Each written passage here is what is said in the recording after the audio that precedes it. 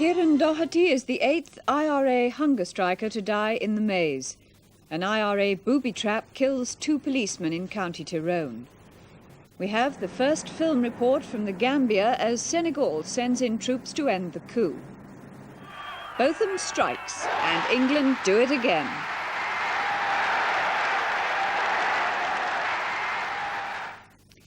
Kieran Doherty died at 7:15 tonight at the Maze prison near Belfast, the second hunger striker to die within 48 hours.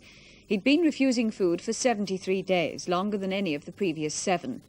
Crowds were out on the streets of Belfast soon after his death was announced, throwing stones and petrol bombs at police and troops. Doherty, who was 26, was recently elected a member of the Irish Parliament in Dublin. His death came only hours after an IRA landmine killed 2 policemen and injured 2 more near Loch Macrory in County Tyrone.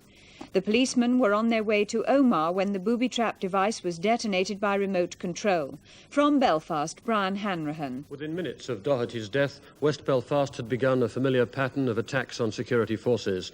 Their patrols had petrol bombs, stones and blast bombs thrown at them. There's also been a rocket attack on an army personnel carrier. A soldier and a child are believed to have been seriously injured, and the disturbances are continuing.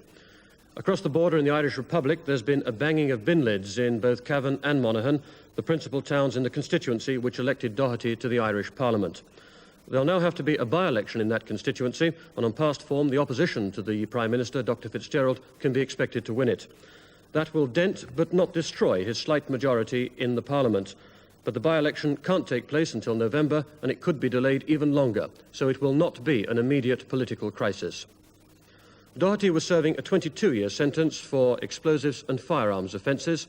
He was a member of the IRA, and it was the IRA which has claimed responsibility for a landmine explosion which killed 2 policemen near Omagh in County Tyrone this afternoon.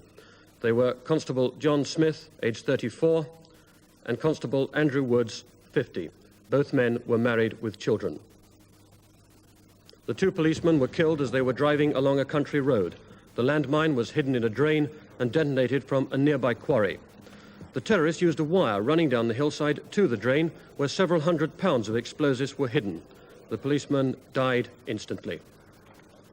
They were returning after making a routine inquiry, and with 2 saloon cars. The first car had passed a point in the road further down here where the explosion took place, and when the second car had passed over that particular point where there's a culvert, there was an explosion took place and the car was blown completely off the road into a field. The army immediately sealed off the area as helicopters probed in case there was a second bomb. It was 8 hours before the army thought it was safe enough to allow the bodies to be removed. President Sadauda Jawara of Gambia has flown back to his capital, Banjul, although rebel groups still control parts of the country. Sadauda has been supported by troops from neighbouring Senegal. Clive Ferguson reports with the first pictures out of the Gambia since the rebellion. Since the attempted coup began, the Gambia's border with Senegal has been closed to the public, though with some argument it is possible to travel on, although many aren't prepared to do so. Because even though further along the road the Gambian immigration post is also only semi-closed, there's little point in most traffic continuing, because 20 miles on, the ferries across the Gambian River to Banjul aren't running. The only way to cross to the capital, and many still are crossing, is to hire a small boat. On most days since the attempted coup began, gunfire has been clearly audible in and around the capital of Banjul. News has been coming out too that some people have been killed and others injured in the fighting. But as yet it's impossible to tell exactly how successful the attempts to put down the coup have been. We had expected to see Senegalese troops who were said to have secured the town. The scene that greeted us, though, was totally different. Yards from the docks lay 2 bodies. All around was the sound of gunfire, apparently indiscriminate. We were told that another 20 bodies lay just out of sight around the corner, but before we could check for ourselves, there was more gunfire, and we were approached by 2 youths. At first, it appeared, carrying guns. They later turned out to be toys. Come on, stand, I'm here. but they were unperturbed by the sight and sound of the violence around them. With the sound of gunfire increasing, we decided to go back to our boat. But as we went, another unseen gunman opened fire within yards of us.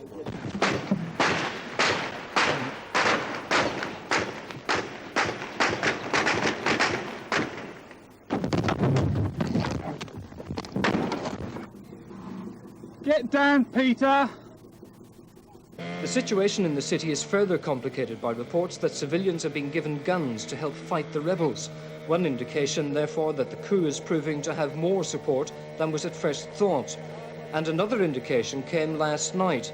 Although we saw no sign of government troops in and around Banjul or on the approaches to the capital, as we drove away from the city, we passed several Senegalese army trucks on their way to Banjul to reinforce the troops already there under a mutual friendship agreement between Senegal and the Gambia.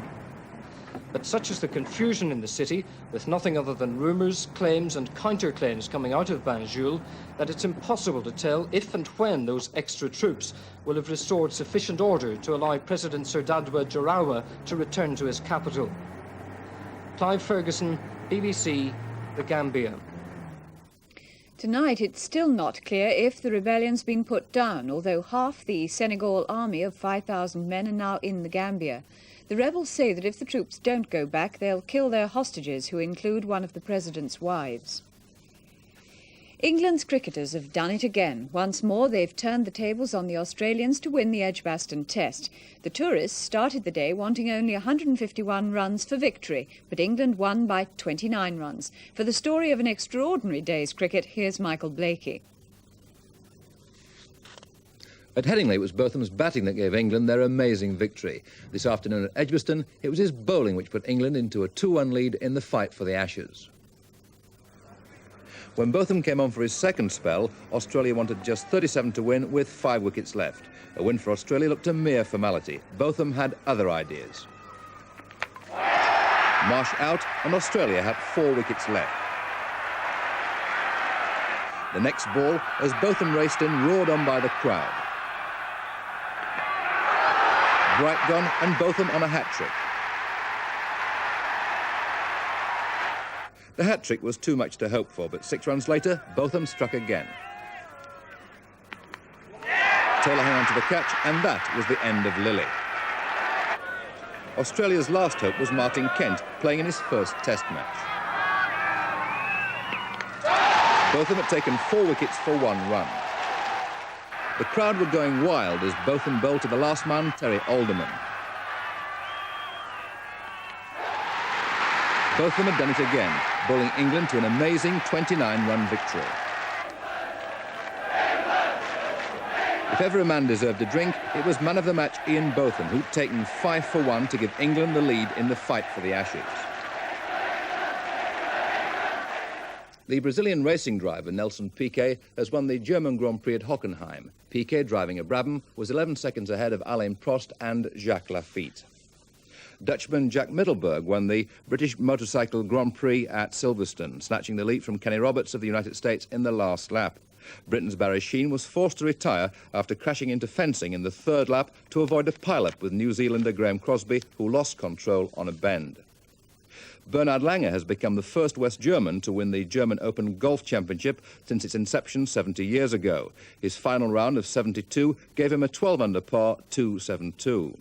Tony Jacklin, confirming his recent return to form, shot a 67 today, finishing 1 stroke behind. In a few hours' time, New Zealand's Prime Minister Robert Muldoon will hold a crucial meeting aimed at ending the violence that's accompanied anti-South African demonstrations during the Springboks rugby tour.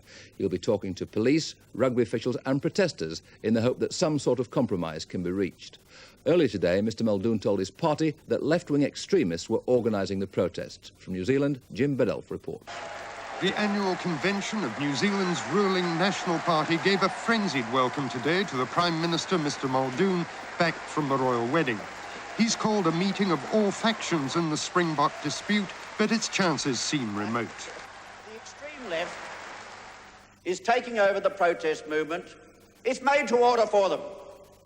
Disruptive, anti-establishment, anti-government, anti-everything that we stand for. Made to order for them. So at home, the law will be enforced, and we're going to have a last chance meeting tomorrow. It's still not known tonight where the Royal Yacht Britannia will be stopping on its 2-week honeymoon cruise for the Prince and Princess of Wales. Apparently, the royal couple have been given details on 8 Mediterranean countries which it would be diplomatically acceptable for them to visit, but the choice is being left to them. Their send-off from Gibraltar was watched by Christopher Morris. Getting away from it all for a quiet honeymoon, that was the plan. But it didn't work out quite like that. The Prince and Princess of Wales had expected an enthusiastic send-off, but nothing as spectacular or as noisy as this. The little boats bobbed and weaved in the wake of the Britannia. There were dozens of them, each vessel crammed with well-wishers anxious to get a glimpse of the royal couple. And they weren't disappointed. Prince Charles and his bride were obviously surprised and delighted by it all. The main problem, though, for the royal yacht is shaking off the most determined of the pursuers. Some powerful boats have been chartered for up to £1,000 a day, so cameramen can get pictures throughout the cruise. But any hounding of Prince Charles and his bride is something the Royal Navy is not prepared to tolerate. Christopher Morris, BBC, Gibraltar. And that's all from the newsroom tonight. I'll leave you with a look at the weather chart. Good night.